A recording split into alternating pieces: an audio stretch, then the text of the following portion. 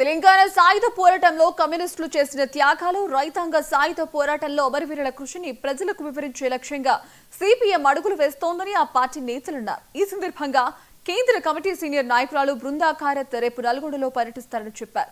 తెలంగాణ సాయుధ పోరాట వారోత్సవాల ముగింపు సభకు ప్రజలు పెద్ద ఎత్తున తరలి రావాలంటున్న సిపిఎం జిల్లా సీనియర్ నాయకుడు తుబ్బల వీరారెడ్డితో మా senior correspondent Ramakrishna face to face. CPM party కేంద్ర కమిటీ నాయకురాలు బృందా కారత్ రేపు నల్గొండ పట్టణంలో పర్యటించున్నారు. ప్రధానంగా బృందా కారత్ పర్యటనకు సంబంధించి ఏ రకమైన ఏర్పాట్లు చేశారు, అసలు బృందా కారత్ ఎందుకు పర్యటిస్తున్నారు, ప్రస్తుతం అంతా పాటు సిపిఎం నేతలు ఉన్నారు అని తెలుసుకుందాం.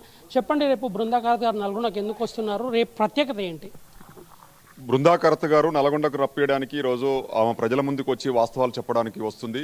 తెలంగాణ రైతాంగ సాయుధ పోరాట వార్షికోత్సవాల ముగింపు సభలో ముఖ్య అతిథిగా పాల్గొంటుంది. ఈ ముఖ్యంగా తెలంగాణ రాష్ట్రంలో ఈరోజు ఈ తెలంగాణ సాయుధ రైతాంగ పోరాటం జరిగిన చరిత్రను ప్రజలకు వివరించడానికి వస్తుంది. అంతకు మునుపు ఈ పోరాటాన్ని బీజేపీ నాయకులు అంతకుమునుపు అమిత్ షా కావచ్చు, ఇప్పుడు రాజ్నాథ్ సింగ్ కావచ్చు, ఈరోజు ఇక్కడ తెలంగాణకు వచ్చి 17వ తారీఖున విమోచన దినంగా జరపాలని చెప్పేసి ప్రకటించామని చెప్పేసి కేంద్ర ప్రభుత్వం అధికారికంగా మేము తెలియజేస్తున్నాం అని చెప్పేసి ప్రజలకు చెప్తున్నారు. అందుకే మేము ఈరోజు బృందా కారత్ గారిని పిలిచి కేంద్ర ప్రభుత్వంలో ఏదైతే బీజేపీ చెప్తున్నటువంటి మాటలు ఏవైతే ఉన్నాయో అవి నైతిక అర్హత లేదు, ఆ తప్పుడు సంకేతాలతో ప్రచారంతో వెళ్తున్నారు. అందుకనే ఈ ప్రజలకు వాస్తవాలు చెప్పాలని చెప్పేసి బృందా కారత్ని తీసుకొస్తున్నాం. ముఖ్యంగా తెలంగాణ రైతాంగ సాయుధ పోరాటం అనేది ఈరోజు భూమి భుక్తి విముక్తి కోసం జరిగినటువంటి పోరాటం, వెట్టిని నిర్మూలించినటువంటి పోరాటం. ఈ పోరాటంలో 4,000 మంది పైగా అమరులు రక్తతర్పణ చేసినటువంటి నేల ఇది.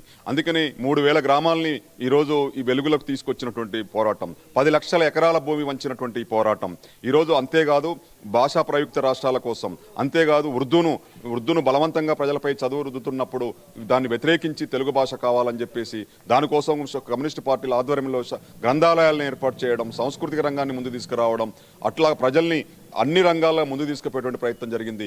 అనేక వృత్తులు, సమస్త వృత్తులు వెట్టి చేయాలి జాగీర్దారులకు, జమీందారులకు, భూస్వాములకు, వాళ్ళ గడీలలో ఈరోజు పాలేరులుగా పనిచేసినారు. అటువంటి దాన్ని విముక్తి చేసి ఈరోజు స్వేచ్ఛా వాయువులకు మనం పీల్చే విధంగా ఈ పోరాటం జరిగిందంటే అది ప్రజల ఈరోజు ఇన్నేళ్లకైనా ఇటువంటి పోరాటం ఆనవాయిల్ బూడలు భూస్వామ్య లక్షణాలు ఎక్కడ కూడా కనిపించకుండా ఆనవాలు లేకుండా చేసినటువంటి పోరాటం ఇది అని చెప్పక తప్పదు. ప్రధానంగా మీరు చెప్పండి, బీజేపీనేమో విమోచన దినోత్సవం ఉంటుంది, లేదా విలీన దినోత్సవం ఉంటుంది, కాంగ్రెస్ పార్టీనేమో ప్రజాపాలన దినోత్సవం ఉంటుంది, సిపిఎం నేతలేమో వారోత్సవాలు చెప్తూ ఉంటున్నారు. అసలు ఇప్పటివరకు వారోత్సవాలకు సంబంధించి ఎక్కడెక్కడ ఏ రకంగా నిర్వహించారు, ఇతర పార్టీలు చెప్తున్న దానికి మీరు చెప్తున్న దానికి వ్యత్యాసం ఏంటి? ఈరోజు బీజేపీ చెప్తున్నది విమోచన దినంగా పాటించాలని చెప్పేసి, ప్రభుత్వం అధికారికంగా జరపాలని చెప్పేసి తమ వాదన చేస్తుంది. ఈరోజు నైజాం నవాబును లొంగ తీసుకున్నాం కాబట్టి, ముస్లిం రాజు కాబట్టి, ఆ ముస్లిం రాజుకు వ్యతిరేకంగా హిందువులు పోరాటం చేసినారు కాబట్టి దాన్ని విమోచన దినంగా, ముస్లింల నుంచి విమోచన దినంగా పాటించాలని చెప్పేసి తమ వాదన చేస్తూ ఉంది. మేము ఈరోజు చెప్తున్నాం, కాంగ్రెస్ కూడా విలీనమని చెప్తూనే వక్రీకరిస్తుంది. ప్రజాపాలన పేరుతో మేము జెండాలు ఎగరేస్తామనంటే, ఇంత పెద్ద తెలంగాణ పోరాటంలో ఇంతమంది చనిపోయినటువంటి పోరాటాన్ని ఈరోజు ప్రజాపాలన అనేది ఏ రకంగా అంటారు? అందుకనే దీన్ని కూడా విలీనంలో ఈరోజు భారతదేశంలో విలీనం చేసినటువంటి నెహ్రూ ప్రభుత్వంలోనే కదా, కాంగ్రెస్ కూడా స్పష్టంగా చెప్పాలి. ఇందులో కూడా హిందూ ముస్లింలు ఏదైతే ఉన్నారో దాన్ని వాళ్ళ మనోభావాలు దెబ్బతీయకుండా, వాళ్ళకి ఎటువంటి ఇబ్బందులు రాకుండా కాంగ్రెస్ దోబుచ్చులాట ఆడుతుంది. అందుకనే అది సరి అయినటువంటి వాదన చేయట్లేదని చెప్తున్నాం. గత బీఆర్ఎస్ ప్రభుత్వంలో కూడా ఈరోజు జాతీయ ఏకీకరణ కావచ్చు, ఇంకే పేరు పెట్టినా కావచ్చు, వాళ్ళు కూడా ముందు ముస్లింలను హిందువులను బ్యాలెన్స్ చేసేటువంటి ప్రయత్నం జరుగుతుంది. ఈ పోరాటంలో మేము అడుగుతున్నాం, ప్రత్యక్షంగా ముస్లింలు పాల్గొన్నారు. ఈరోజు ముగ్ధి మైనుద్దీన్ కావచ్చు, షోయాబ్ ఖాన్ కావచ్చు, బందకి కావచ్చు, ఈ ముస్లిం వీళ్ళు ఎవరన్నా వాళ్ళ స్వార్థం కోసం పోరాటం చేశారా? ఈ ప్రజల కోసం ఫోన్ చేశారు, ఈ ప్రజల కోసం బలిదానం అయ్యారు. మరి ముస్లింలు రోజు రక్తతర్పణ చేసినటువంటి పోరాటాన్ని ముస్లింలకు వ్యతిరేకంగా ఎక్కడా వచ్చింది? ఈరోజు అదే షోయాబ్ ఖాను ఈరోజు ముస్లిం రాజుకు వ్యతిరేకంగా వార్తలు రాస్తే 2 చేతులు నరికేశారు కదా. ఇది మరి హిందూ ముస్లింగా కనపడ్డదా ఇక్కడ ఏమన్నా?